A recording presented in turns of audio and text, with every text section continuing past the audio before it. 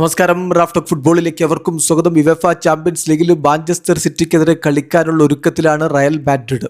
Yes, Kylian Mbappe is back. അദ്ദേഹം വാൽഡബാസിൽ ഇന്ന് training നടത്തിയിട്ടുണ്ട്. പക്ഷേ ഈ പക്ഷേക്ക് രണ്ട് കാര്യങ്ങളുണ്ട്. ഒന്ന്, മറ്റൊരു താരത്തിന് പരിക്ക് പറ്റിയിരിക്കുന്നു, ഈ മത്സരം കളിക്കില്ല.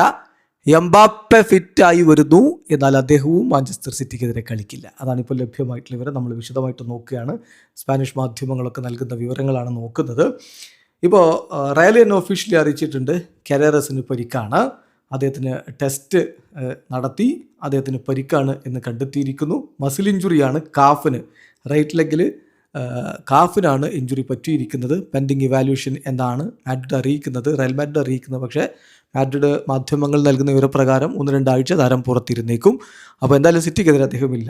എംബാപ്പയും കളിക്കില്ല, ആ കാര്യം മനസ്സിലാക്കുക. എംബാപ്പെ പരിക്ക് മാറി വരുന്നുണ്ട്, പക്ഷേ റിസ്ക് എടുക്കേണ്ട എന്നുള്ള തീരുമാനത്തിലാണ്. അപ്പോൾ Mbappe, Bellingham, Eder Militao, Alaba, Ceballos, Rodrygo, Carreras എന്നീ താരങ്ങൾ സിറ്റിക്കെതിരെയുള്ള മത്സരത്തിൽ നിന്ന് ഔട്ടാണ്. ഇനി എംബാപ്പയുടെ കാര്യത്തിൽ നമ്മൾ വിശദ വിവരങ്ങൾ നോക്കുകയാണ്.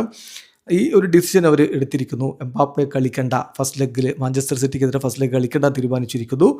ആ സമയമാകുമ്പോഴേക്കും അദ്ദേഹം പൂർണ്ണ ഫിറ്റ് ആവില്ല. ഇപ്പം നല്ല രൂപത്തിൽ അദ്ദേഹം റിക്കവേർഡായി വരുന്നുണ്ട്.